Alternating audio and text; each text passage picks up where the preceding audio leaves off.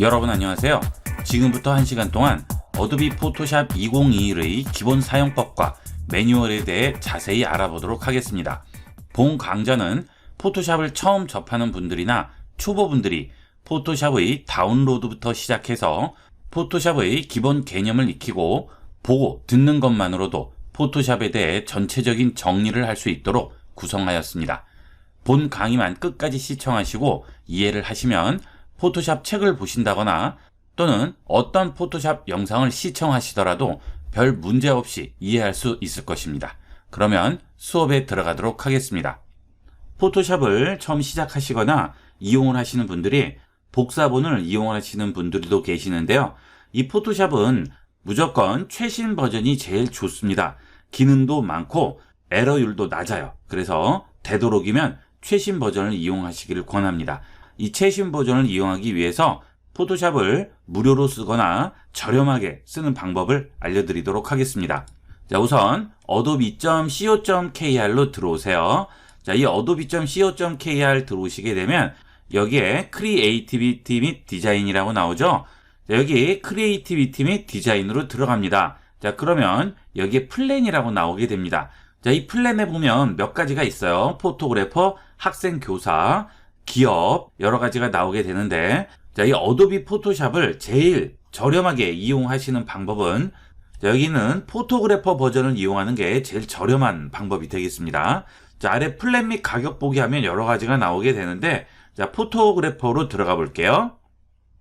자, 그러면 월 11,000원에 이용을 한다고 하죠. 자, 여기 보시면 플랜 비교라고 있죠. 플랜 비교 들어가 보겠습니다. 자, 원래 포토샵은 23,000원이에요. 월 23,000원씩 비용을 지불을 하고 이용을 하시게 되는 건데, 자, 그 옆에 보시면 똑같은 건데도 11,000원이라고 돼 있죠. 자, 이거는 월 11,000원이고 이건 월 23,000원입니다. 클라우드 저장 공간을 1테라를 주느냐 20기가를 주느냐의 차이예요. 포토샵만 쓸 건데 1테라까지는 필요 없죠. 그러면 그냥 20기가로 해서 이용을 하시면 월 11,000원만 내시면 됩니다. 자, 그리고 20기가를 기본적으로 주는 거기 때문에 포토샵에서 작업한 작업물이나 이런 것들을 전부 클라우드에 올려줄 수가 있죠. 자, 이게 제일 저렴한 비용이고요. 그 다음, 자, 무료 체험판이라고 있어요. 이 무료 체험판 눌러보시면 7일은 무료로 쓸 수가 있습니다. 그래서 7일 정도 쓰시고 정 나에게 맞지 않는다 싶으시면 그때 취소를 하시면 되겠죠. 하지만 7일이 지나가면 자동으로 결제가 되니까 그 전에 취소를 하셔야 되겠고요. 앞으로도 계속 좀 연습하고 포토샵 공부를 하시겠다 하시는 분들은 월 11,000원 정도니까 그렇게 비싼 가격은 아니죠. 그러니까 구독해서 쓰시는 것도 좋은 선택이라고 할 수 있습니다. 그리고 이렇게 되면 라이트룸과 포토샵을 같이 이용을 할 수 있죠. 라이트룸은 사진 전문 편집 프로그램이죠. 이 라이트룸은 필요 없고 포토샵만 쓰겠다 하면 오히려 가격이 더 비싸요. 여기 크리에이티비티 및 디자인 가셔서 포토샵 들어가 보시면 포토샵만 구매를 했을 때는 가격이 24,000원입니다. 오히려 더 비싸죠. 그러니까 지금 제가 말씀드린 방식으로 이용을 하시면 되겠고요. 자, 그 다음 학생이나 교사분들은 어도비에서 나오는 모든 프로그램을 이용을 할 수 있는 가격이 23,000원이에요. 이건 정말 싼 거죠. 물론 1년 동안만 가능합니다. 연간 플랜 매월 지불로 해서 나오죠. 이렇게 학생이나 교사분들은 23,000원에 어도비에서 나오는 모든 프로그램을 이용할 수 있습니다. 이렇게 말씀드린 것 중에 여러분에게 맞는 플랜을 지정을 하셔서 이용을 하시면 되겠습니다. 자, 그리고 일단 무료로 써보고 이용하시는 걸 권하니까 구매하기 누르시고 바로 구매해서 쓰지 마시고요. 어도비에 들어가셔서 자, 아까 말씀드린 대로 여기서 포토그래퍼 들어가신 다음에 여기서 무료 체험하기를 일단 하셔서 포토그래피 플랜 무료로 체험하기 하신 다음에 여기서 이용을 하시면 되겠습니다. 무료 체험판을 이용하시더라도 일단 뭐 카드 번호라든지 이런 결제 관련된 페이지는 그대로 진행을 하셔야 돼요. 자, 그리고 혹시나 일주일 넘겨서 결제가 됐다고 하더라도 여러분이 사용한 기간만 가금이 되고요. 나머지 기간은 전부 환불이 됩니다. 그러니까 너무 걱정하지 않으셔도 되겠습니다. 자, 그 다음에 계속 누르시고 다운을 받으시면 돼요. 설치는 뭐 그냥 버튼만 누르시면 되니까 설치하시면 되겠습니다. 자, 설치가 다 끝나시면 여기 윈도우 시작 버튼 누르시면 포토샵 설치가 되어 있겠죠? 포토샵 누릅니다. 자, 그러면 이렇게 포토샵의 첫 화면이 열리게 됩니다. 자, 저 같은 경우는 기존에 쓰고 있기 때문에 최근 파일이 이렇게 보이게 돼요. 자, 하지만 여러분은 아무것도 나오지 않을 겁니다. 자, 그 다음 여기서 새로운 파일을 열게 됩니다. Create New 해서 버튼을 누르시면 새로운 파일을 여는 거고요. 오픈 하면 기존 파일을 여는 거죠. 기존 파일을 오픈으로 여는 것은 뭐 JPG라든지 TIFF라든지 GIF라든지 이런 이미지로 된 것들은 모두 다 열 수가 있겠죠. 현재 포토샵으로 열지 못하는 이미지 파일은 거의 없다고 보시면 돼요. DSLR 카메라 같은 데서 쓰이는 로우 파일이죠. 그런 것도 전부 열 수가 있습니다. 그러니까 이미지 같은 거 여실 때는 뭐 오픈으로 그냥 다 열어주시면 되겠고요. 자, 그 다음에 Create New는 새로운 거를 만드는 거죠. 자, 새로운 파일을 하나 만들어 보도록 하겠습니다. Create New 합니다. 자, 그러면 New Document라고 해서 새로운 파일을 어떤 걸 만들 거냐라고 물어보는 거예요. 자, 우리가 그림을 그릴 때 도화지를 뭐 A4를 쓸지 A1을 쓸지 A3를 쓸지 이런 것들을 결정해야 되잖아요. 이것도 똑같은 겁니다. 자, 그런데 이 새로운 작업을 주로 사진, 그 다음에 인쇄, 그 다음에 아트, 일러스트레이션, 웹 또는 모바일, 그 다음에 영상 쪽 어느 쪽에 쓸 건지 여기서 지정을 해주는 거예요. 자, 보통은 그냥 웹이나 사진으로 많이 두게 되는데요. 특별히 스마트폰용으로 뭔가 만들겠다 그러면 모바일을 누르게 됩니다. 이 모바일을 누르게 되면 여러 가지 스마트폰 기종에 따라서 사이즈들이 나오게 됩니다. 여러 가지 나오죠. 자, 그런데 안드로이드 폰은 종류가 몇 개 안 돼요. 안드로이드, 서피스, 마이크로소프트 서피스 이렇게 나오죠. 나머지는 뭐 거의 아이폰이 되겠습니다. 자, 그 다음에 필름 비디오 하면 여러분이 작업한 걸 영상 같은 데 넣는다거나 할 때는 이렇게 필름 비디오를 이용을 하게 됩니다. 보통 이제 웹을 열어놓고 많이 쓰죠. 자, 웹은 주로 어때요? 인터넷용 웹페이지 작업을 할 때 그 사이즈를 말하는 거죠. 그래서 웹용으로 하나 아무거나 열어보도록 하겠습니다. 자, 이거 선택을 했습니다. 자, 그러면 가로 길이, 세로 길이 나오고요. 자, 이거를 세로로 세울 건지 가로로 눕힐 건지 이걸 결정을 하는 거고요. 그 옆에 아트보드라고 나오는 거는 이걸 인쇄용으로 쓸 때 이용하는 건데 아트보드를 사실 쓸 일이 별로 없어요. 그래서 이 아트보드는 되도록이면 끄고 이용을 하도록 하시고요. 그 다음에 여기는 해상도죠. 이 해상도는 잠시 후에 다시 말씀드리도록 하겠습니다. 자, 그래서 일단 열어줍니다. 자, 크리에이트 하겠습니다. 자, 그러면 포토샵의 첫 화면이 나오게 되죠. 자, 지금 화면에서 상단 부분을 보시면 메뉴가 나오게 되고요. 자, 그 다음 좌측에 있는 게 툴 팔레트가 되겠습니다. 작업하기 위한 툴들이 여기에 전부 들어가 있겠죠. 자, 그 다음 이 툴들을 선택을 하게 되면 여기에 있는 컨트롤 패널이 바뀌게 돼요. 이 컨트롤 패널은 이 툴들에 대한 조정을 해줄 수 있는 여러 가지 기능들이 나오게 되겠습니다. 자, 그 다음 우측이 패널이 되겠어요. 자, 이 패널에는 상단에 있는 컨트롤 팔레트에서 보여주지 못하는 좀 더 자세한 설정들을 해주게끔 돼요. 그래서 이 패널들 내용은 여기는 윈도우를 누르게 되면 전부 열어줄 수가 있습니다.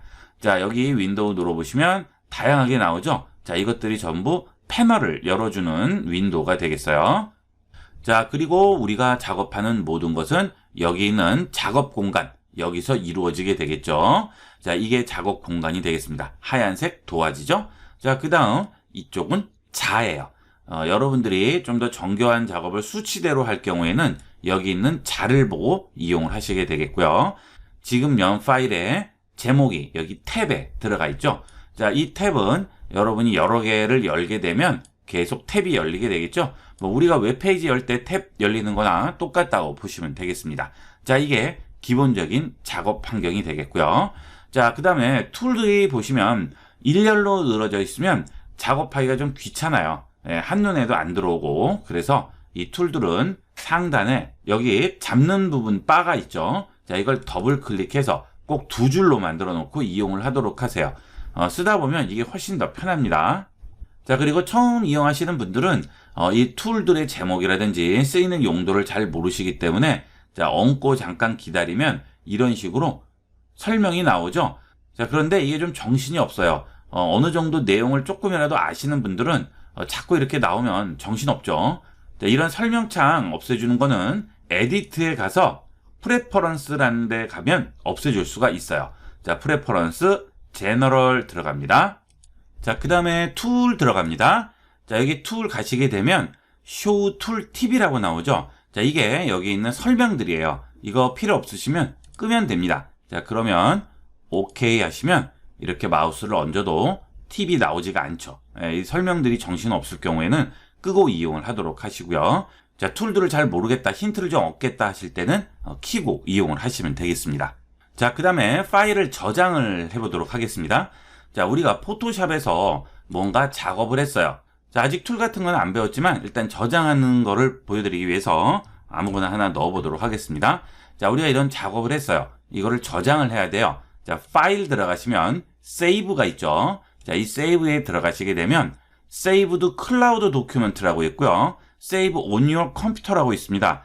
클라우드 도큐멘트는 아까 말씀드린 대로 플랜을 이용을 해서 구독을 하게 되면 20기가의 공간을 제공한다고 했죠. 자, 그 클라우드에 저장이 되는 거예요. 그러면 나중에 언제든지 거기서 열어볼 수가 있어요. 자, 싫어요. 나는 컴퓨터에다 저장할 거예요. 그러면 Save on your computer로 잡아주시면 되겠습니다. 자, 여기 들어가시게 되면 이름이 나오고요. 파일 형식이 기본으로 포토샵으로 잡혀 있죠. PSD가 포토샵의 확장자가 되겠습니다. 포토샵에서 작업한 파일을 저장을 할 때 기본적으로 PSD로 저장이 되는 거예요. 자, 여러분들이 많이 보시는 JPG 파일은 뭐예요? 확장자가 JPG죠. 자, 그거로 저장을 하시려면 이 포토샵을 누르셔서 여기 있는 JPG로 바꿔주셔야 됩니다. 그렇게 해서 저장을 하시면 되는데, 자, 그거는 포토샵에서 하던 작업이 저장이 안 돼요. 그냥 그림으로 저장되는 거기 때문에 나중에라도 포토샵에서 그 파일을 다시 열어서 또 이어서 수정을 한다든지 이런 게 되지가 않습니다. 그래서 파일은 항상 포토샵 PSD 파일로 저장을 하시고요. 이건 작업용 파일이에요. 자, 그 다음 그것을 누군가 다른 사람한테 줘야 된다 할 때만 여기서 JPG로 저장을 하는 거죠.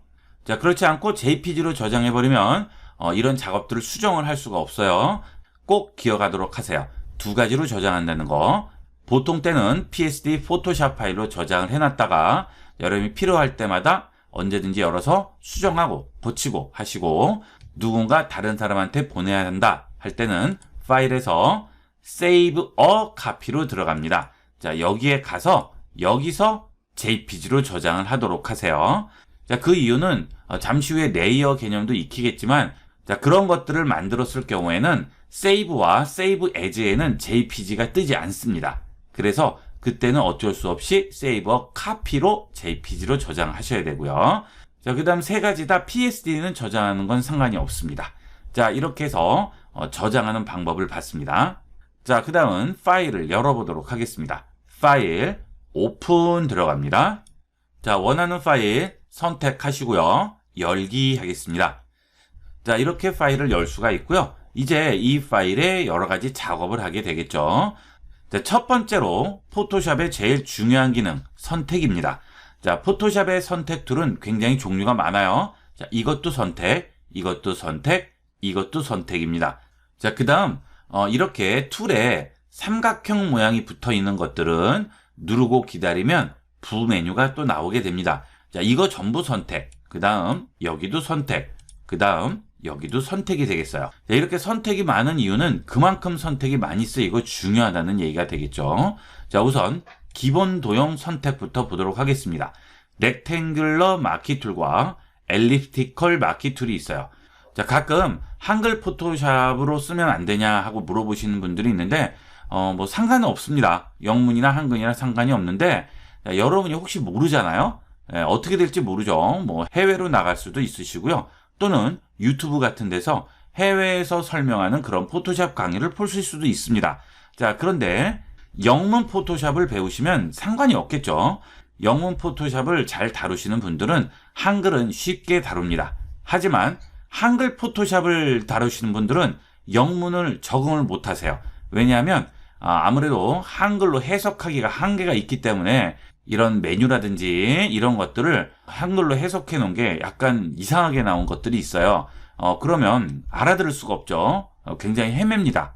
그리고 이 포토샵만 쓰신다 하면은 그나마 덜한데, 자, 그 외에 여러 가지 프로그램들을 다 쓰실 거다 한다면 아무래도 영문을 권해요.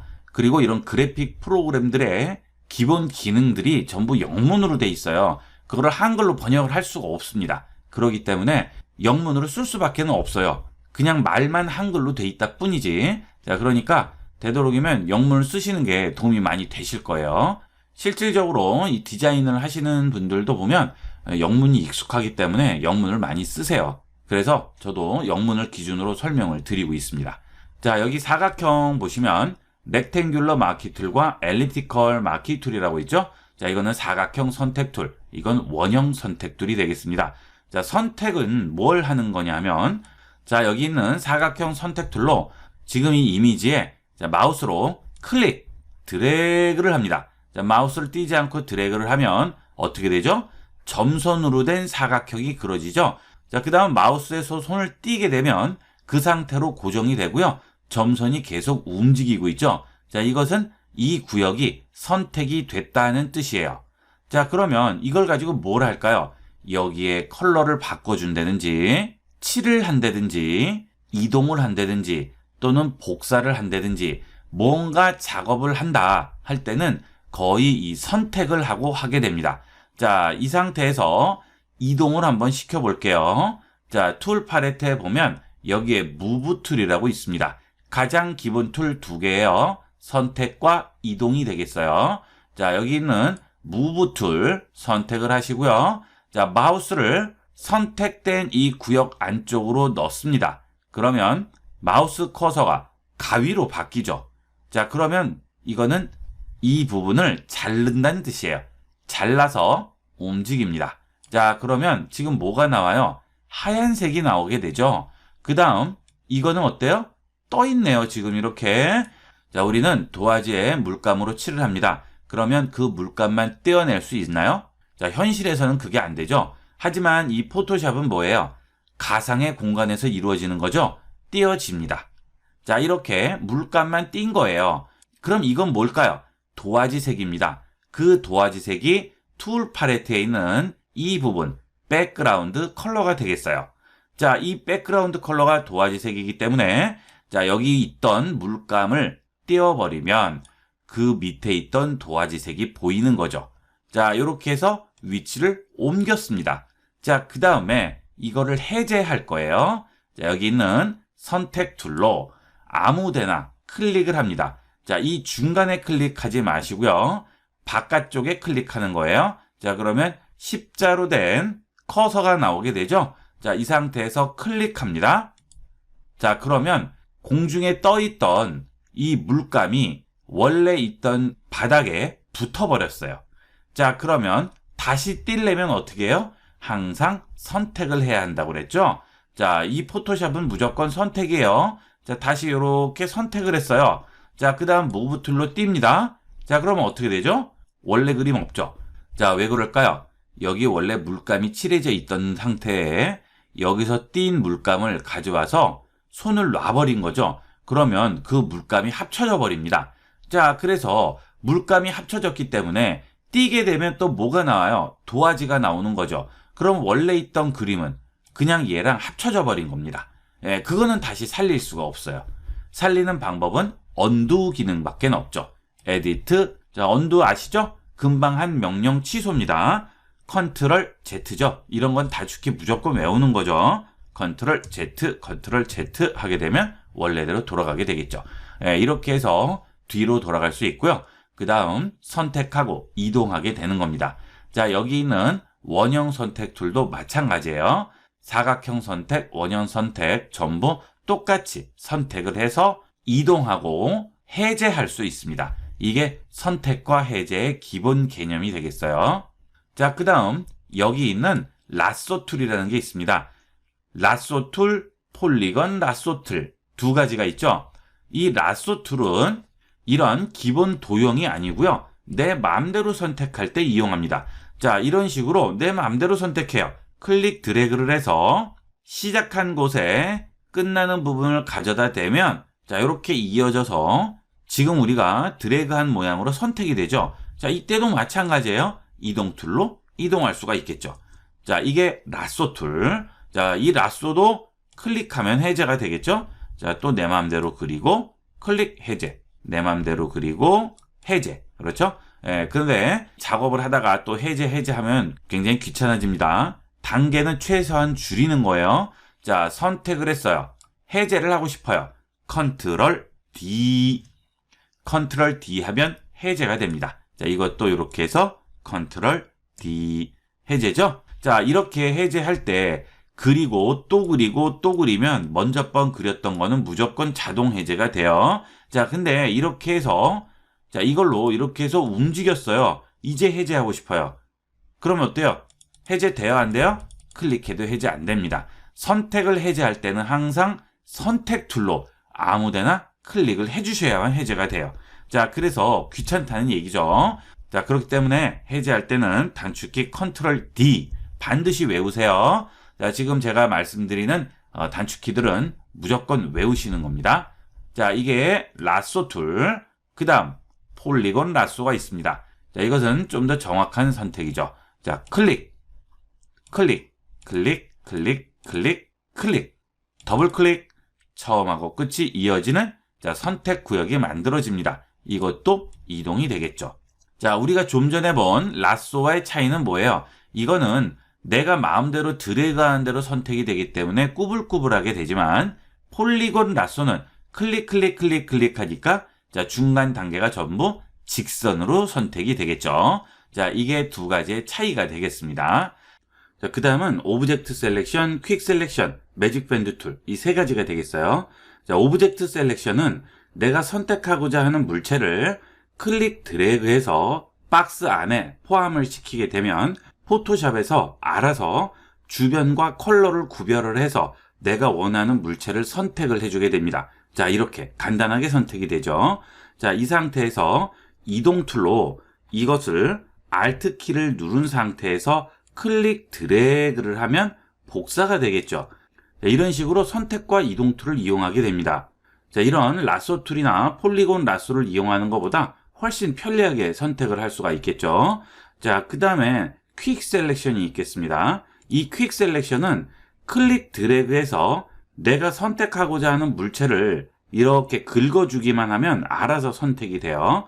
자, 그런데 지금 선택할 구역이 너무 작아요. 잘 안 보입니다. 자, 좀 키워볼게요. 자, 툴 팔레트에 하단에 보시면 돋보기 모양이 보이죠? 자, 이 툴이 확대하거나 축소하는 돋보기 툴이 되겠습니다. 이 돋보기 툴로 클릭하면 확대가 되고요. 또 클릭 드래그해도 확대가 됩니다. 자, 그 다음 축소를 할 때는 키보드에 Alt 키를 눌러서 클릭하면 축소가 되겠죠. 자, 그리고 또 한 가지 방법은 Alt 키 눌러서 축소하고 하지 않고요. 자, 이 플러스 된 상태, 돋보기 확대 툴 상태에서 자, 좌측, 우측 이렇게 바로바로 확대 축소를 할 수가 있죠. 이게 더 편하겠죠? 예, 이런 단축키 쓰지 마시고 이런 경우에는 그냥 확대 축소를 해주시면 빠르게 확대 축소할 수가 있어요. 자, 그 다음에 이렇게 확대를 했을 때 보이지 않는 부분을 봐야 되겠어요. 그러면 스크롤 바를 이용을 해서 이렇게 내리죠. 자, 이거 귀찮아요. 그렇죠? 하다가 왔다 갔다 해야죠. 이때는 어떤 툴을 선택하고 있더라도 키보드에 스페이스 바만 누르면 손바닥 모양으로 마우스 커서가 바뀌게 됩니다. 자, 이 상태에서 클릭, 드래그를 하면 보이지 않는 구역으로 이동을 시켜줄 수 있죠. 자, 이렇게 해서 도화지를 움직여서 내가 원하는 구역으로 이동시켜 줄 수가 있습니다. 자, 키보드의 스페이스예요. 자, 이 툴도 여기 있습니다. 하지만 왔다 갔다 해야죠. 이것도 무조건 단축키 이용하도록 하세요. 스페이스 이동. 자, 그래서 이제 여기 있는 퀵 셀렉션으로 선택을 해볼게요. 자, 지금 마우스 커서의 중간에 플러스와 주변에 원으로 이렇게 커서가 보이게 되는데요. 자, 중간에 있는 십자 표시 커서를 선택하고자 하는 안쪽에 넣은 상태에서 클릭 드래그를 합니다. 자, 그러면 어떻게 돼요? 그 십자 표시와 비슷한 주위 색들이 전부 선택이 되게 됩니다. 자, 이런 식으로 선택을 해서 내가 원하는 구역을 선택을 할 수 있어요. 물론 완벽하게 선택은 안 되겠죠. 자, 그럴 때는 이런 부분들을 좀 수정을 해야 되겠죠. 자, 확대를 다시 해볼게요. 자, 이 부분이 더 많이 선택이 됐죠. 자, 이 애기의 발목 부분의 바깥쪽으로 지금 배경이 선택됐어요. 자, 이럴 때는 십자 표시를 안쪽으로 넣으면 더 많이 선택이 되니까 이렇게 넣지 마시고요. 이 테두리 원이 여기에 걸치게끔 해주면 됩니다. 자, 그 상태에서 Alt 키를 누르세요. 그러면 안쪽이 뭐로 바뀌죠? 마이너스로 바뀌죠. 자, 우리 아까 돋보기 할 때 클릭 확대였죠. 축소할 때는 뭐였죠? Alt 키였죠. 그러면 안쪽이 뭐로 바뀌어요? 마이너스로 바뀌죠. 자, 이것도 마찬가지입니다. 여기 있는 퀵 셀렉션도 자, 지금 플러스 상태인데 Alt 키를 누르면 안쪽이 마이너스가 돼요. 그러면 이 선택을 없애줄 수가 있습니다. 자, 줄여주는 거죠, 이렇게. 자, 아래쪽으로 와볼게요. 자, 커서 안에 플러스인 상태에서 클릭을 하면 주위에 비슷한 색들이 선택이 되는 거고요. 자, 너무 많이 선택했다. 이 부분을 빼야 되겠다 할 경우에는 Alt 키를 누른 상태에서 클릭을 해주게 되면 이런 식으로 선택 구역이 좀 더 좁아지게 되겠죠. 자, 이런 식으로 우리가 선택을 할 수가 있습니다. 자, 이게 퀵 셀렉션이 되겠어요. 자, 이렇게 선택을 해주면 이 여성분을 옆쪽에 또 하나 복사해서 움직일 수가 있겠죠. 자, 확대를 하겠습니다. 자, 그 다음 여기는 퀵 셀렉션으로 선택을 합니다. 이렇게. 자, 여기도 또 선택을 하겠죠. 자, 이런 식으로 선택을 해주세요. 자, 여기도 마찬가지죠. 선택을 했습니다. 자, 그랬더니 바깥으로 빠졌네요. Alt 키 누르고요. 이렇게 필요 없는 부분을 드래그를 해서 없애줍니다. 됐죠? 자, 그 다음 그림이 확대가 돼서 이 전체 그림을 볼 수가 없어요. 자, 이럴 때 이 돋보기 툴로 또 Alt 키 누르고 클릭해서 축소하지 마시고요. 여기 있는 손바닥을 더블 클릭합니다. 그렇게 되면 지금 그림이 여기 있는 작업창에 딱 맞게끔 맞춰주게 됩니다. 자, 이게 손바닥 더블 클릭이에요. 자, 이 기능들은 모두 다 외우시는 거예요. 자, 그 다음 여기 있는 이동 툴, 무브 툴로 자, Alt 키 누른 상태에서 그대로 드래그해서 복사하면 같은 선택을 두 개를 만들어 줄 수가 있죠. 자, 해제, Ctrl D 해주시면 이런 식으로 똑같이 만들어 줄 수 있습니다. 이게 일종의 합성이죠. 자, 이렇게 해서 선택을 하는 개념과 기본 단축키를 몇 가지 알아봤는데요. 자, 문제가 있어요. 이 그림을 옮겨 놓고 마음에 안 듭니다. 나는 이거를 옮기고 싶어요. 자, 옮길 수 있습니까? 못 옮기죠. 옮길 수 없습니다. 자, 왜 그래요? 아까 말씀드린 대로 선택을 하게 되면 물감을 선택을 하는 것이고 그 물감을 들고 움직이게 되면 물감이 떨어져서 나온 상태에서 Ctrl D로 해제를 하게 되면 위에 떠있던 물감이 바닥하고 붙어버린다고 그랬죠. 자, 그러면 더 이상 이 그림은 뛸 수가 없는 거예요. 자, 그러면 나중에 마음이 바뀌어서 다르게 수정을 하려고 할 때 할 수가 없겠죠. 자, 그래서 포토샵에서 제일 중요한 레이어 기능을 이용하게 됩니다. 자, 레이어 팔레트가 안 보이시는 분은 윈도우에서 레이어 열어줍니다. 자, 그러면 여기에 레이어가 하나 나왔네요. 자, 이 패널들은 패널에 이름이 쓰여져 있는 탭을 클릭 드래그해서 띄워줄 수 있습니다. 이렇게 해서 원하는 위치에 가져다 놓으시면 돼요. 자, 우리가 이미지를 열게 되면 기본적으로 백그라운드라고 생깁니다. 도화지에 그려져 있는 물감이 붙어 있는 이 상태가 백그라운드 상태예요. 저는 엄마와 이 아기를 나중에 또 다른 곳으로 옮길 수도 있을 것 같아요. 자, 그러면 이렇게 선택을 한 상태에서 이렇게 그냥 옮기거나 또는 Alt 키를 누른 상태에서 마우스의 커서가 지금 두 개로 바뀌었죠? 자, 이거를 그대로 옮기면 지금 복사된 거잖아요. 자, 이렇게 하지 않고 아예 에디트에 있는 카피로 복사를 해버립니다. 자, Ctrl C입니다. Ctrl C 복사했어요. 자, 그 다음에 Ctrl V로 붙여볼게요. Ctrl V. 자, 그러면 어떻게 되죠? 레이어 1이라고 해서 하나가 더 생겼죠. 자, 이게 바로 레이어의 개념이 되겠어요. 자, 지금 백그라운드 바닥에 있는 그림 상태에서 일단 선택을 하죠. 자, 그거를 컬러 복사기로 복사한다고 생각하세요. 자, 그 상태에서 내가 원하는 부분만 자른 거죠. 자, 그래서 위에다 얹어 놓은 거예요. 그러면 바닥에 그림이 있고 그 그림을 복사한 상태에서 원하는 부분만 오린 다음에 그걸 위에 얹었으니까 이거는 언제든지 움직일 수가 있다는 얘기죠. 자, 이게 가장 중요한 레이어의 개념입니다. 이건 반드시 이해를 하셔야 돼요. 어도비에서 나오는 모든 프로그램들은 전부 이 레이어 개념을 이용하게 됩니다. 자, 그러면 나중에 이 파일을 닫았더라도 언제든지 열어서 원하는 곳에 가져다 놓을 수 있겠죠. 그 대신 JPG로 저장하면 처음에 말씀드렸던 대로 아예 합쳐진 그림 한 장으로 저장이 되니까 더 이상 변형을 할 수 없습니다.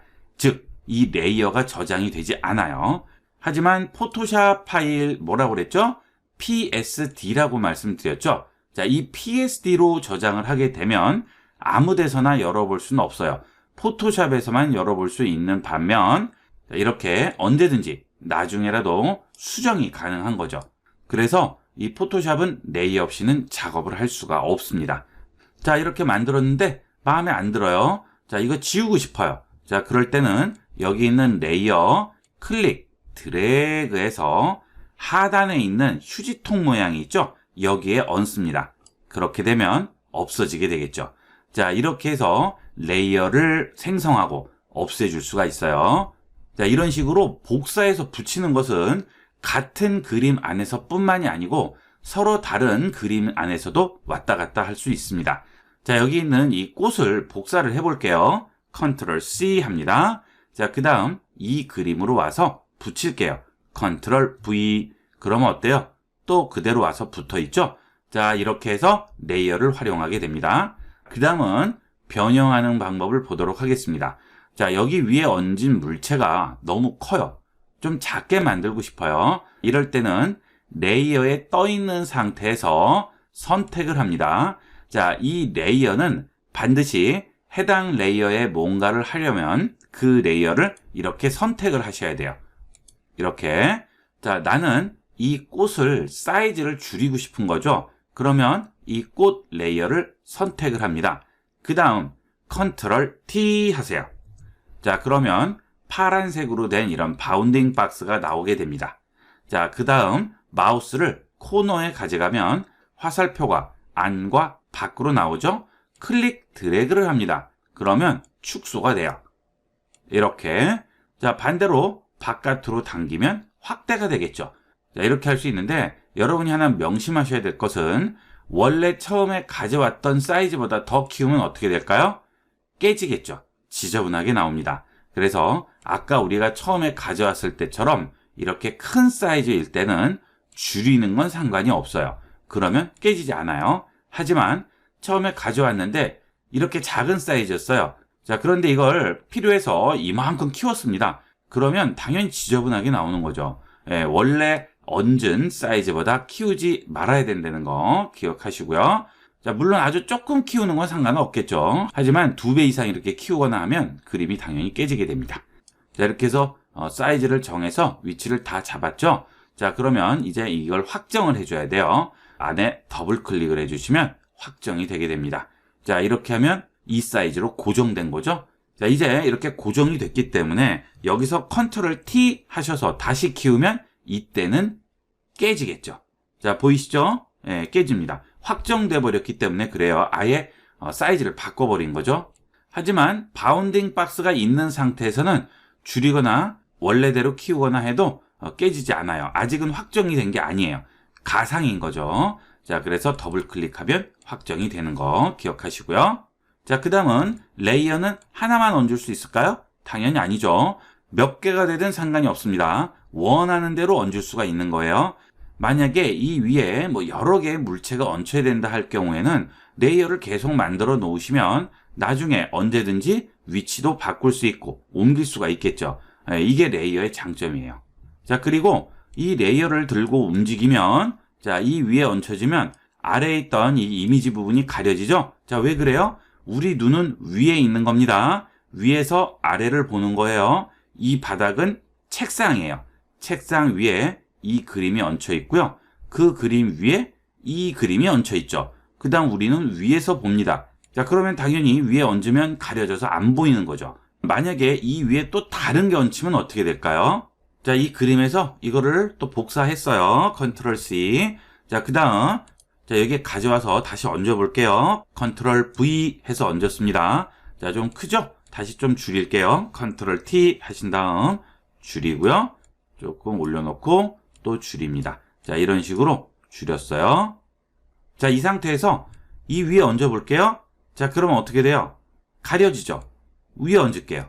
가려지죠? 자, 지금 제가 얹은 순서대로 위에 얹히는 거예요. 여러분이 색종이로 오려서 계속 얹는다고 생각하시면 되겠죠? 하지만 색종이로 얹는 거의 차이는 색종이로 얹을 때는 여기에 얹으면 높이 같은 게 따로 없지만 이 레이어는 아예 해당 물체마다 높이가 있어요. 그래서 1층, 2층, 3층이 되겠습니다. 이 건물 위에서 눈으로 쳐다보고 있는 거죠. 지금 이건 투명 건물이라고 생각하시면 되겠습니다. 그래서 이거를 얹으면 위에 얹힌 순서대로 보이게 되는 거죠. 자, 이렇게 배치를 시킬 수가 있어요.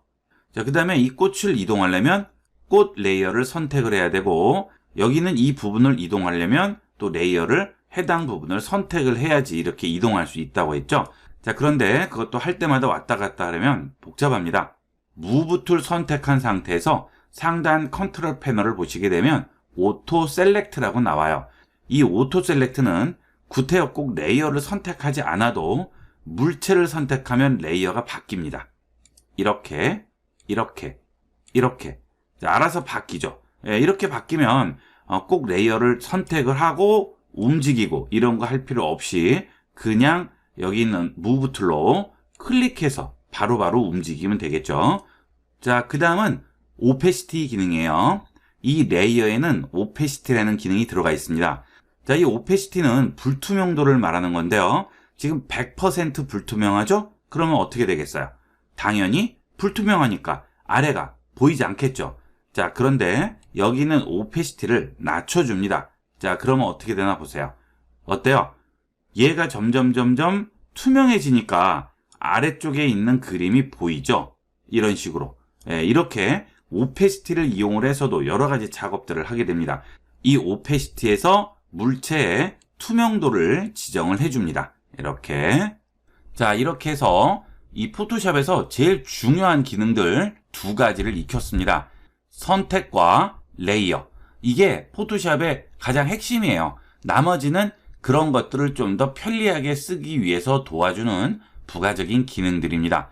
일단 이 선택과 레이어의 개념만 확실히 아시면 다른 기능 배우기는 그렇게 어렵지 않습니다.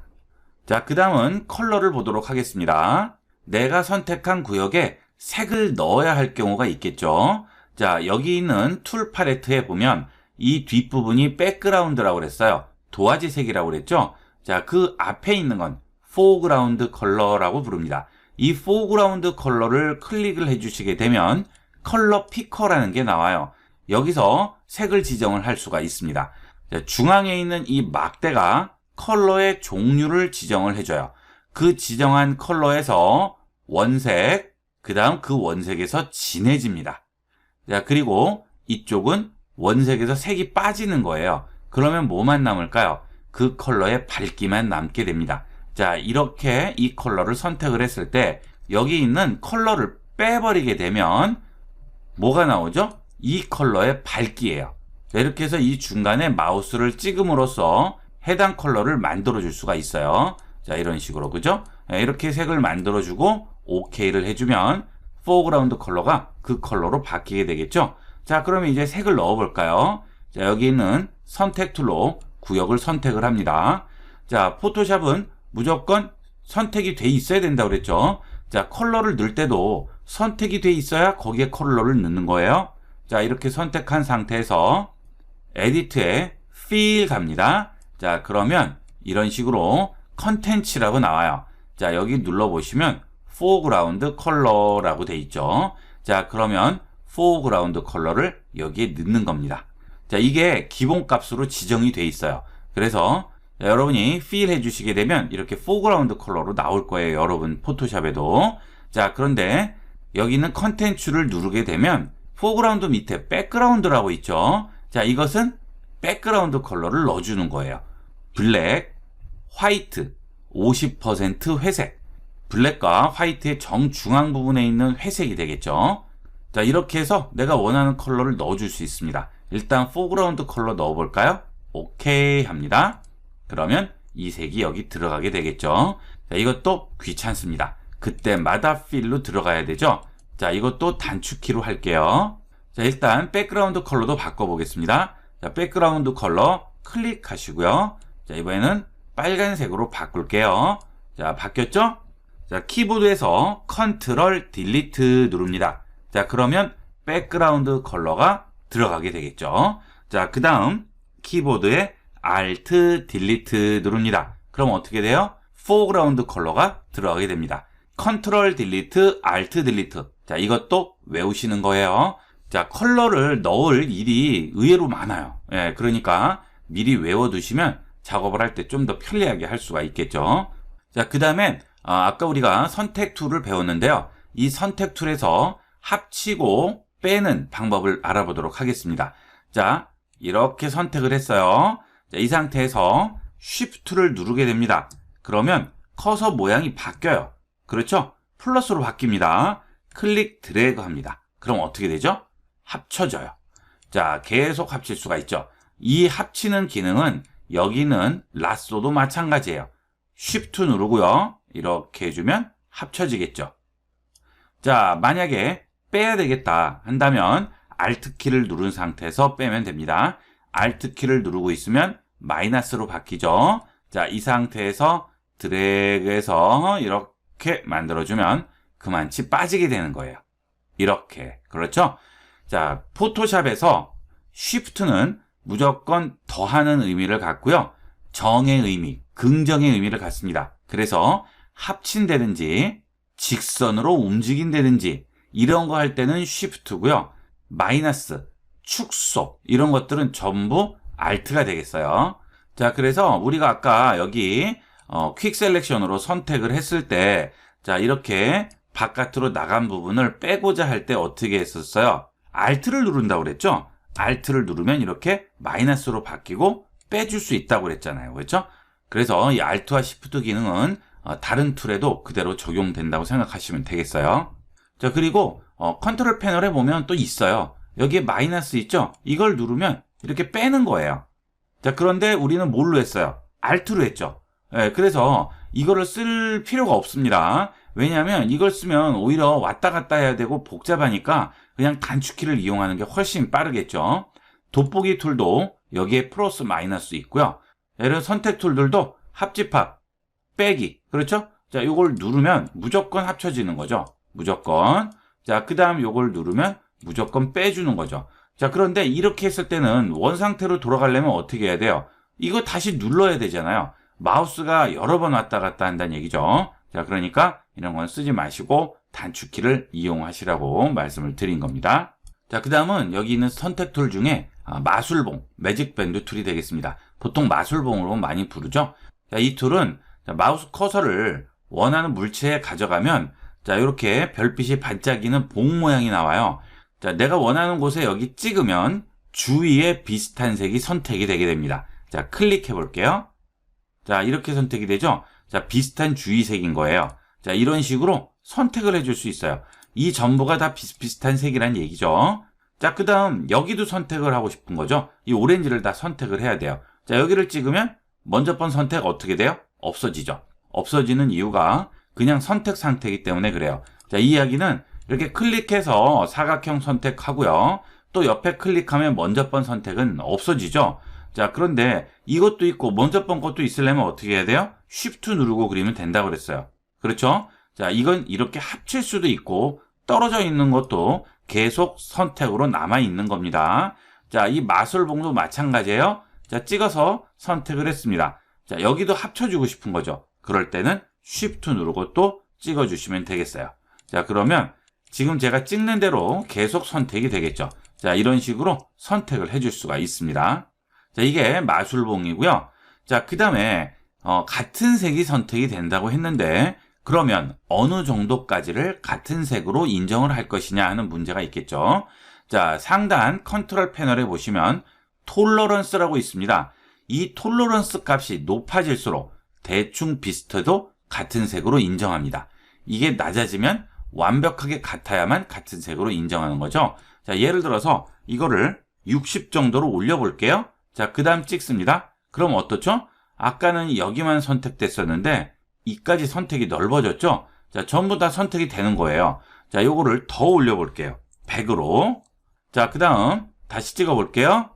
자, 그럼 어때요? 범위가 더 넓어지죠? 어느 정도 비슷하면 다 같은 색으로 선택이 되는 거죠. 자, 이게 최고값이 255가 되겠어요. 그러면 클릭하면 어떻게 됐어요? 그림 전체가 선택되네요. 자, 이건 왜 그럴까요? 톨러런스의 최고값이 255인데 255를 주게 되면 화이트던 블랙이던 상관없이 모두 다 같은 색으로 인정이 돼버리는 겁니다.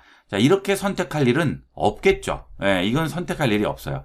보통은 한번 찍어보고 범위를 한번 본 다음 이 수치 값을 조절을 해서 선택 범위를 좀 넓혀주죠. 자, 근데 왜 이렇게 복잡하게 하나요? 선택을 잘하기 위해서 그러는 겁니다. 지저분하게 선택되면 합성을 한다거나 할 때도 전혀 깔끔하게 나오지가 않죠. 뭐 예를 들어서 20을 했어요. 자, 그 다음 클릭하면 여기만 선택됐죠. 자, 이 상태에서 이동 툴로 이걸 움직이면 이렇게 됐죠. 안 되겠죠, 이건. 그러니까 이 선택을 좀 더 잘하기 위해서 이런 툴들을 전부 활용하는 거예요.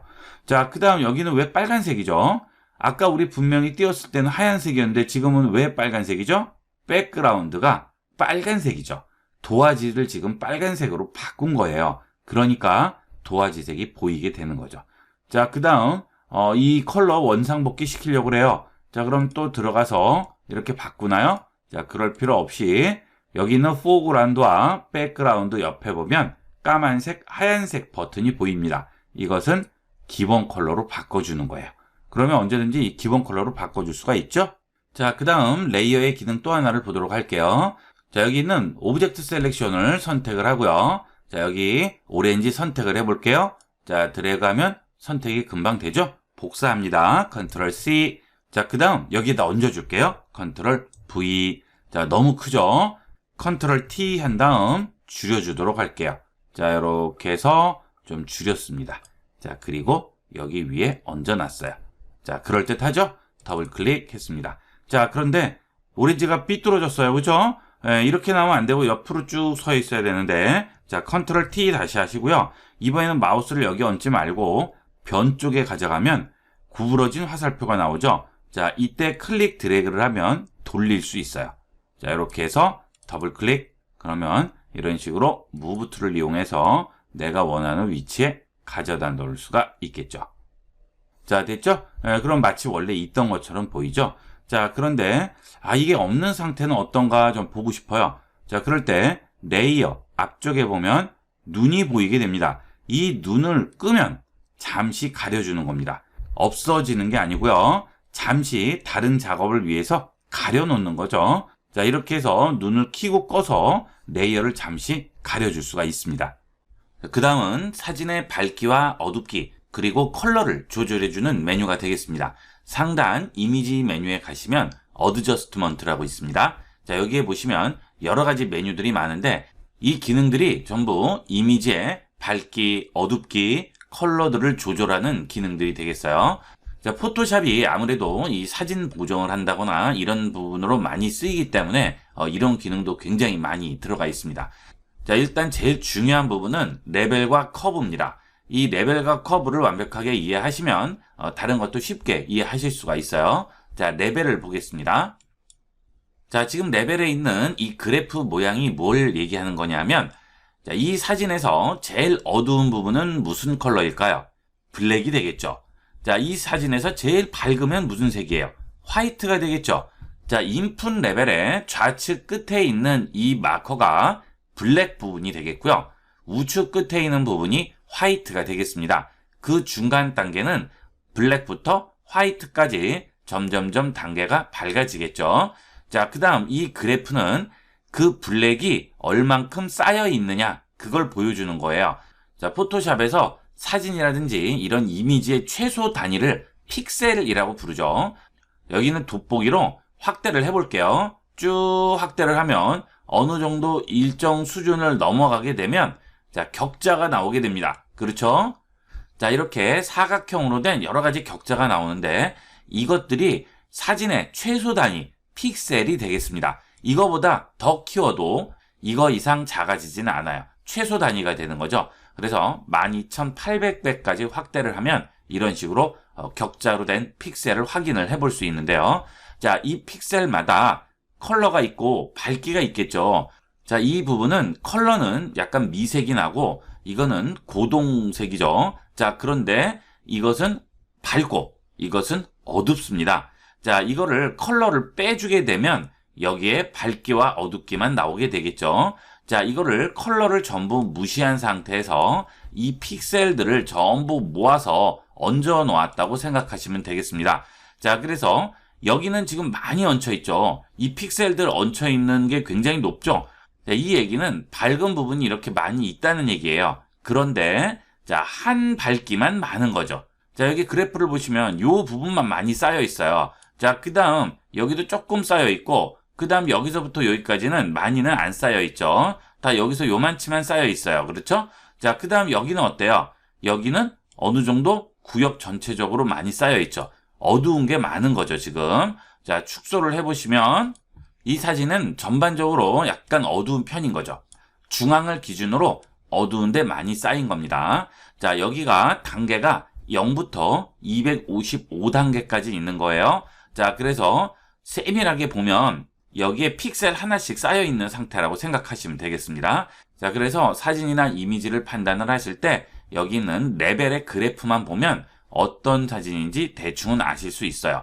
여기는 약간 어두운 게 많은 그런 사진이 되겠죠. 자, 그러면 이 사진을 어떻게 보정하면 좋을까요? 자, 일반적으로 좋은 사진이라고 부르는 것은 이런 밝은 부분, 그 다음에 중간 부분, 어두운 부분이 어느 정도 고르게 퍼져 있는 상태를 좋은 사진이라고 보통 얘기합니다. 자, 일부러 효과를 주기 위해서 어두운 곳을 많이 만들거나 밝은 곳을 만드는 경우도 있겠죠. 하지만 보통은 펴져 있는 상태가 고르게 되어 있는 게 좋은 사진이죠. 자, 지금 보면 어두운 데 좀 많이 쏠려 있고 밝은 데는 많이 없죠. 자, 그러면 이거를 좀 밝게 만들 거예요. 자, 밝은 곳에 있는 마커 있죠? 자, 이걸 잡고 움직입니다. 이렇게 움직여 주세요. 자, 이거 하실 때는 반드시 프리뷰를 켜놓고 하세요. 자, 끄면 어두워지고 키면 밝아지죠. 자, 바로 적용돼서 보여줍니다. 자, 이렇게 해주면 어떻게 되는 거냐 하면 원래 이 슬라이드가 여기에 위치해 있을 때는 자, 이 전체적인 분포를 그대로 보여주게 되는데 이 슬라이드를 이쪽으로 옮기게 되면 제일 밝은 곳을 나타내는 슬라이드가 여기가 된 거죠. 자, 그러면 이 위치가 무슨 색이 되는 거예요? 화이트가 되는 겁니다. 자, 그러면 이 이상 부분은 전부 뭐예요? 전부 화이트가 되는 거죠. 자, 그리고 원래 포토샵의 단계가 제일 어두운 0단계부터 255단계까지 있는 상태이기 때문에 지금은 단계가 줄었죠. 자, 그래서 포토샵에서 임의로 이 단계를 만듭니다. 제가 슬라이드를 여기로 가져오게 되면 포토샵에서는 이 점을 기점으로 여기를 잡아 당겨요. 그래서 이걸 끝으로 붙입니다. 그러면 이 구간 안에 있는 그래프는 어떻게 되겠어요? 좀 더 넓게 퍼지게 되겠죠. 자, 이런 식으로 해서 만들어주는 거예요. 자, 한번 OK를 해볼게요. 자, 여기서 OK를 해줍니다. 그 다음 다시 이미지 어드저스트먼트 레벨에 들어가 봅니다. 자, 그러면 어때요? 아까와 다르게 여기도 많이 생겼어요. 그리고 좀 더 넓게 퍼졌죠. 네, 이런 식으로 달라지게 되죠. 자, 에디트 언두 할게요. 자, 원래대로 돌아왔죠? 자, 이렇게 해서 어둡기를 조절하게 되고요. 자, 사진이 전반적으로 너무 밝다 하면 이런 경우가 될 수 있어요. 날라 보이죠? 자, 이것도 어드저스트먼트 레벨에서 조정을 해주죠. 자, 지금 보시면 어두운 곳이 있어요? 없어요? 아예 없어요. 어두운 곳이 아예 없고 밝은 쪽으로 많이 쏠려 있는 상태예요. 자, 그러면 이건 어떻게 조절해 줄까요? 아까는 어둡기 때문에 자, 밝은 곳을 이쪽으로 내려서 전체적으로 당겨서 밝게 만들었지만 이번에는 어두운 곳이 없으니까 어두운 곳을 당겨서 임의로 어두운 부분을 만드는 거죠. 이렇게. 자, 그러면 원래 블랙은 이 위치였는데 자, 지금 이 위치로 바뀌어 버렸죠. 자, 그 다음 OK를 하시게 되면 그러면 여기 있는 이 부분을 잡아당겨서 이쪽으로 붙이게 되겠죠. 자, 이 부분을 고무판이라고 생각하세요. 자, 고무판이 늘어나죠? 그래서 여기를 자꾸 쭉 잡아 당기면 이 그래프가 당연히 이렇게 퍼질 거예요. 그래서 우리가 억지로 어두운 부분을 만들어내는 거죠. 자, 그러면 이것도 오케이 해볼게요. 자, 훨씬 나아지죠? 그 다음 다시 레벨에 들어가 보시면 자, 이런 식으로 원래 여기 없던 부분이 생겨났어요. 그렇죠? 이렇게 해서 만들어 줄 수가 있습니다. 물론 여기서 밝은 부분도 너무 부족하다 싶으면 조금만 더 밝은 부분도 올려주면 좀 더 선명하게 나오게 되겠죠. 자, 이렇게 후보정을 할 때 가장 기본적인 기능이 여기는 레벨이 되겠습니다. 자, 그 다음은 커브가 되겠어요. 이 커브는 좀 더 조절을 해줄 수 있습니다. 레벨은 간단하게 밝기, 어둡기만 조절하는 반면 커브는 좀 더 다양하게 조절을 할 수가 있어요. 자, 이 사진인데요. 자, 이 사진의 경우는 문제가 좀 있습니다. 자, 레벨로 한번 다시 들어가 볼게요. 자, 레벨을 줬을 때 여기에 그래프를 보면 어두운데 왕창 쏠려 있고요. 그 위로는 거의 없어요. 자, 이렇기 때문에 여기 있는 어두운 부분을 좀 더 밝게 만들고 밝은 부분을 올리기 위해서 여기 있는 마커를 조절을 하게 되면 무슨 문제가 생깁니까? 어두운 곳은 밝아지지만 밝은 데는 완전히 날라 보여서 도저히 안 되죠. 자, 이런 문제 때문에 이런 경우에는 레벨을 쓸 수가 없어요. 이 고무판을 당겨주는 역할밖에 할 수 없기 때문이죠. 이걸 안쪽으로 좀 모아주면 좋은데 그거는 되지가 않아요. 그래서 이런 경우에 커브를 이용을 하는 겁니다. 자, 커브를 들어가시게 되면 여기에 좀 전에 레벨에서 본 그래프도 나오고요. 여기 있는 정비례 그래프도 나오게 됩니다. 자, 이 그래프는 뭘 얘기하는 거냐 하면 자, 이 인풋 부분은 지금 현재 이 그림의 상태가 되겠고요. 아웃풋은 이 그래프, 정비례 그래프를 조절을 해서 바꿔준 것이 아웃풋이 되겠습니다. 자, 그러면 이 그래프로 어떻게 변형이 되느냐 하면 자, 지금 현재 인풋, 이 그림의 밝기가 이 부분이에요. 자, 이 부분의 밝기가 이 그래프에 의해서 그대로 아웃풋으로 나가는 겁니다. 자, 그러면 어때요? 지금 정비례 그래프니까 자, 이 위치값이나 여기 위치값이나 똑같겠죠? 자, 그 다음 여기 있는 밝기예요. 자, 이 부분도 또 정확하게 이 그래프에 의해서 이쪽으로 가는 거죠. 자, 똑같이 그대로 있습니다. 내가 이 그래프에 전혀 변형을 주지 않았기 때문이죠. 그래서 그 위치가 그대로 같은 위치로 가니까 그대로 있어요. 하지만 제가 여기서 그래프를 움직이면 어떻게 될까요? 자, 마우스로 이 그래프를 찍고 드래그해서 올려볼게요. 자, 이렇게 올리게 되면 자, 원래 이 부분이 이쪽으로 가서 여기는 똑같은 밝기 상태로 가야 되는데 지금 제가 임의로 올려버렸어요. 그래서 이 부분만큼 다시 증가했죠. 자, 그게 어디로 가게 되나요? 좀 더 밝은 부분으로 가죠. 그래서 원래는 여기에 있는 밝기가 이만큼 증가하게 되는 겁니다.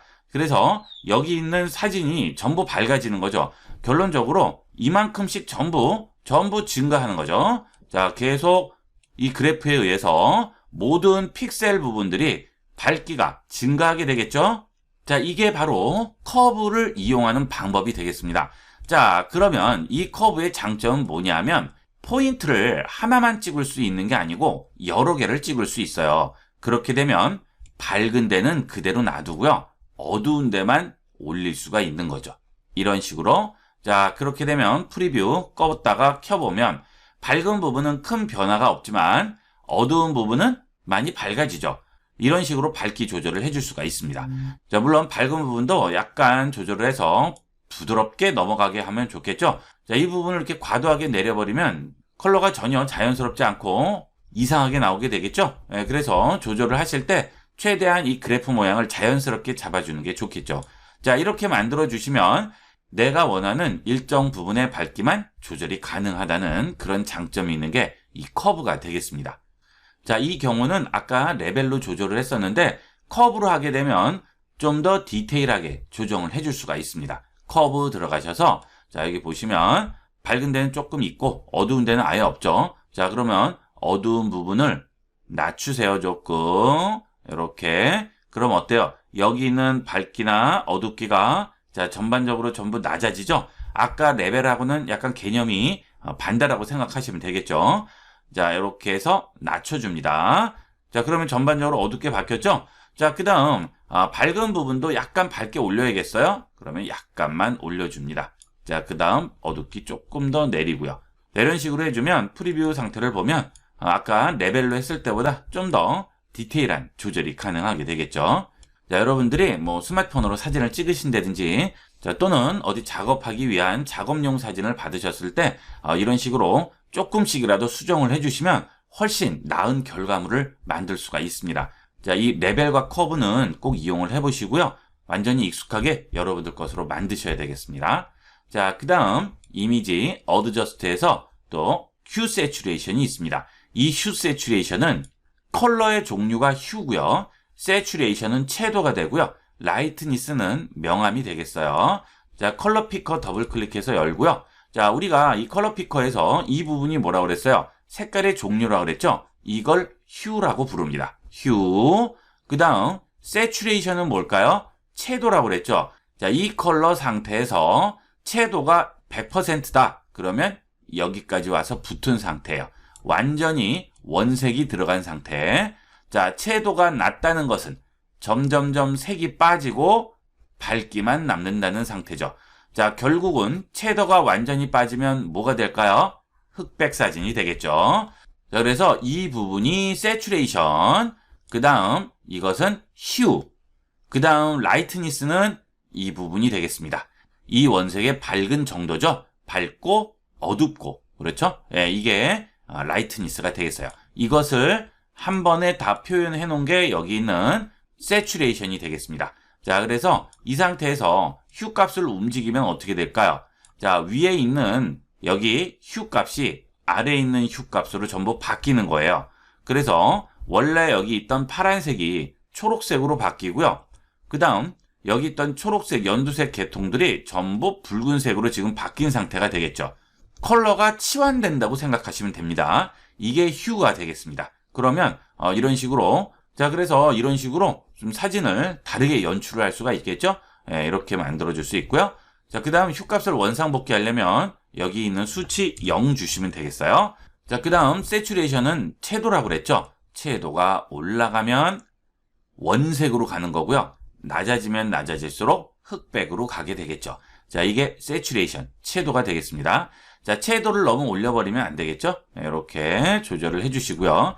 자, 아까 같이 레벨이나 특히 커브로 조절을 하게 되면 컬러가 내가 생각한 컬러가 아니고 좀 너무 확 올라오는 그런 경우가 있습니다. 이럴 때는 세츄레이션을 약간 낮춰주시면 좀 더 자연스러운 사진을 만들어줄 수 있고요. 그 다음 휴 값이 너무 좀 푸른색으로 많이 띄게 된다 그러실 때는 요걸 약간만 내가 원하는 쪽으로 바꿔주시면 좀 더 부드러운 색이 나오게 되겠죠. 이렇게 만들어줄 수 있어요. 자, 그 다음 라이트니스는 어둡기와 밝기죠. 자, 근데 사실 이 라이트니스는 그렇게 많이 쓸 일은 없고요. 주로 세츄레이션을 제일 많이 쓰고 그 다음 휴를 쓰게 됩니다.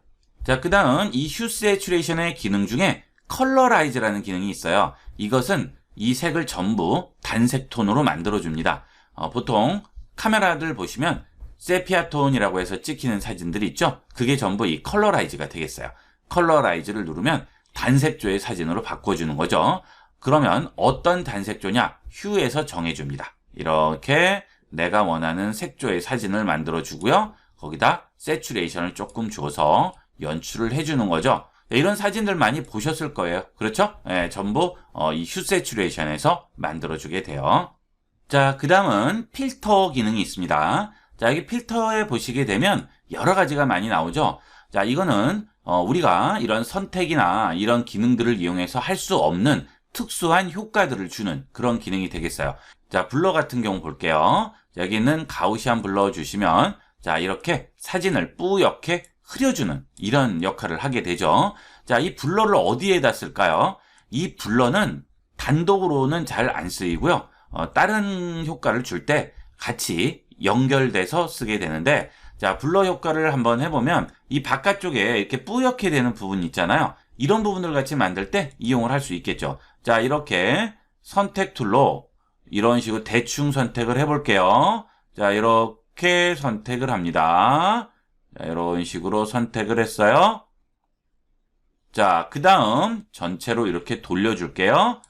자, 이 상태에서 필터, 블러, 가우시안 블러 들어가서 이거를 뿌옇게 흐려줍니다.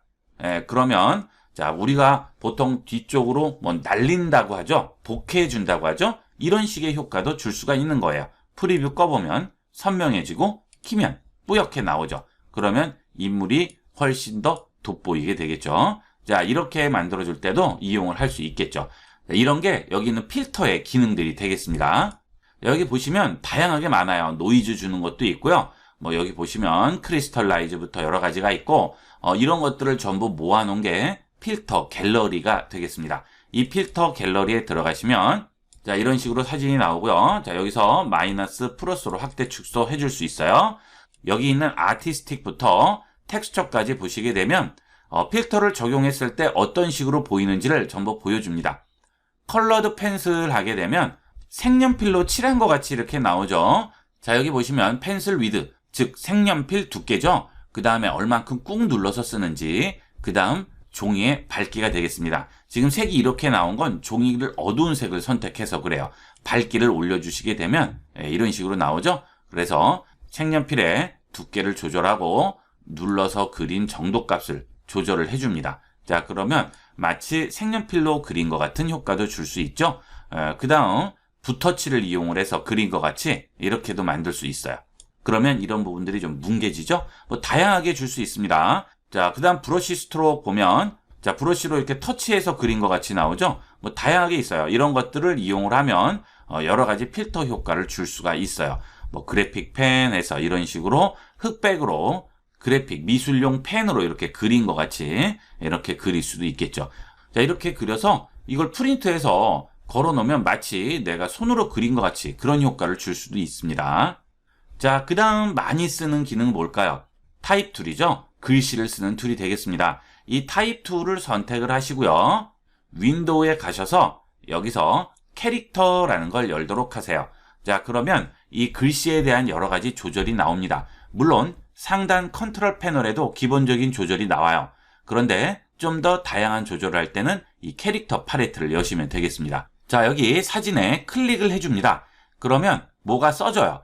자, 이 글씨의 사이즈를 키워볼게요. 자, 여기 있는 글씨 크기 키웁니다. 자, 보면 로렘 입섬 이렇게 나오죠? 자, 이거는 아무 뜻 없는 거예요. 그냥 여기에 글씨가 써졌다라는 걸 보여줄 뿐입니다. 여기에는 이제 내가 원하는 글씨를 써줘야 되겠죠. 자, 글씨는 여러분 워드 쓰는 것 같이 똑같이 쓰시면 돼요. 자, 키보드에 원하는 글씨 써볼까요? 자, 포토샵 1시간 기초 하고 썼습니다. 자, 여기서 레이어를 보세요. 자, 그러면 어떻죠? 레이어 1이라고 생기고 T라고 들어가 있죠. 우리가 뭔가를 그리지 않았는데도 생겼습니다. 이 타입 툴은 글씨를 쓰게 되면 무조건 레이어가 생깁니다. 이 글씨 레이어에는 다른 걸 할 수 없어요. 글씨밖에는 쓸 수가 없어요. 자, 그 다음에 레이어 생겼다는 얘기는 어때요? 무브 툴로 이동을 할 수 있다는 얘기가 되겠죠. 자, 그 다음 이 글씨에 대한 여러 가지 조절은 상단에 있는 컨트롤 패널에서 할 수 있다고 그랬는데 이 컨트롤 패널 없어졌네요. 자, 여기 있는 타입 툴로 글씨를 긁으면 컨트롤 패널이 떠요. 그러면 여기서 조절을 할 수 있고요. 무브 툴을 선택을 하게 되면 컨트롤 패널은 없어지고요. 캐릭터에서 조정합니다. 그 대신 이때는 이 레이어 전체에 적용되는 거죠. 만약에 포토샵만 바꾸겠다 한다면 타입 툴로 여기만 긁고 이용을 하시고요. 여기 있는 글씨 전체에 대해서 조절하겠다. 그러면 일일이 긁을 필요 없이 아예 이동 툴, 무브 툴 선택을 하고 해당 레이어 선택한 상태에서 아예 바꿔주시면 되겠습니다. 이렇게. 그렇죠? 예, 간단하게 이용을 할 수 있죠. 자, 그 다음 여기는 글씨 크기. 똑같아요. 아까 위에서 본 거나. 자, 그 다음에 여기는 자간이에요. 글씨와 글씨 사이의 간격이죠. 자, 요거 자간이고요. 자, 기본값은 옆에 있는 팝업 버튼 누르시고요. 0 주시면 되겠습니다. 자, 그 다음에 위에 거는 뭐겠어요? 줄 간격이에요. 줄 간격. 워드 뭐 한 번이라도 써보신 분들은 다 아시겠죠? 줄 간격. 자, 그 다음 이것은 글씨의 높이를 조절을 해줄 수 있어요. 위아래로 길게. 여기는 옆으로 길게. 자, 제가 지금 이용을 할 때 일일이 숫자 입력 안 하고 여기에 마우스를 얹고 움직이죠? 자, 여기 있는 아이콘들 위에 마우스를 얹으면 손가락 양 옆으로 화살표가 나오게 됩니다. 자, 그래서 클릭하고 드래그하면 바로바로 적용돼요. 일일이 여기서 숫자를 입력할 필요가 없죠. 좀 더 편리하게 이용을 할 수 있습니다. 정확하게 원하는 숫자만 바꿀 때만 입력을 해주시면 되겠어요. 자, 엔터 칩니다. 자, 그 다음 글씨 컬러는 여기에 있어요. 컬러라고 있죠? 클릭하신 다음에 원하는 글씨 컬러 지정을 해주시면 되겠습니다. 자, 그리고 당연히 한글을 썼을 때는 영문 서체는 적용이 안 되겠죠? 보면 서체가 굉장히 많아요. 이런 것들은 전부 영문 서체예요. 전혀 적용이 안 되죠? 마우스만 얹으면 그 서체 적용되는 게 바로바로 나옵니다. 자, 그 다음 한글 서체는 어때요? 영문 써도 상관없겠죠? 자, 이렇게 해서 글씨도 쓸 수가 있고요. 이동할 수도 있습니다. 자, 그 다음 복사를 할 수 있어요. 이 레이어에서 이 글씨를 다시 또 쓰지 않고 이렇게 그대로 복사를 해줍니다. 자, 이 아래쪽에 보면 플러스 버튼 나오죠? 이걸 누르게 되면 비어있는 레이어가 하나 생성이 돼요. 자, 앞서 레이어 배울 때 여기 있는 걸 복사해서 붙였었어요. 그렇죠? 하지만 아무것도 없는 빈 레이어도 만들 수 있습니다. 자, 지금 이 3층에는 아무도 이사 오지 않았어요. 빈집이에요. 가구도 없고 사람도 없죠. 그래서 이렇게 빈 공간이 되는 겁니다. 자, 투명 건물이라고 그랬어요. 자, 이 투명 건물에 3층은 있지만 아무것도 없는 상태다. 자, 그러면 여기에 뭘 하나 그리면 되겠죠. 우리가 배웠던 대로 여기 있는 이 렉탱글 툴 같은 것들을 이용을 해서 이렇게 하나 그리고요. 여기에 컬러를 넣어 볼게요. 자, 이런 식으로 해서 컬러를 지정을 하셨죠? 오케이 하고 Alt 딜리트 줍니다. 그 다음 선택 해제 뭐였죠? 컨트롤 D. 자, 그 상태에서 이동 툴로 움직이면 내 마음대로 움직이죠? 그리고 여기도 어때요? 그대로 보이게 되겠습니다. 그렇죠? 그러면 비어있는 레이어에 이렇게 물체를 채울 수가 있죠. 그 다음에 지금 우리가 글씨 쓴 레이어예요. 자, 이거 레이어들 전부 복사할 수 있어요. 해당 레이어 선택하고요. 여기 있는 플러스 표시 위에 얹습니다. 그러면 레이어가 복사돼서 나오죠. 자, 이동하면 똑같은 게 하나 더 나오는 거죠. 이런 식으로 이용할 수 있고요. 필요 없으면 지울 수 있겠죠. 이것도 마찬가지가 되겠습니다. 자, 그 다음 이렇게 얹었더니 글씨가 가려졌네요. 자, 나는 이 글씨가 위로 오고 싶어요. 자, 여기 있는 레이어 잡고 밑으로 내립니다. 그러면 어때요? 글씨가 위로 올라가죠? 사람 눈은 위에 있다고 그랬죠? 순서대로 겹쳐 보인다고 그랬어요. 자, 이렇게 해서 1시간 동안 포토샵의 가장 기본적인 기능과 기본 개념에 대해서 익혀봤습니다. 자, 이 정도 익히셨으면 이제 여러분이 포토샵의 완전 초보는 넘으신 거예요. 자, 그 다음부터는 뭐 기초 단계라든지 중급 단계에 가시면서 이런 패스 기능이라든지 또는 여러 가지 툴 기능들, 그 다음에 다양한 여러 가지 메뉴들, 이런 것들을 전부 익히시게 되겠죠. 어쨌든 이 다음 단계에 넘어가시기 전까지 지금 1시간 동안 한 것을 완벽하게 익히고 넘어가시면 절대 중도에 포기하지 않으시고 끝까지 가실 수 있을 거예요. 자, 이렇게 해서 1시간에 걸쳐서 포토샵 기초 기능과 기본 개념에 대해서 익혀봤습니다. 1시간 동안 수고하셨습니다. 이번 시간은 여기까지 하도록 하겠습니다. 감사합니다.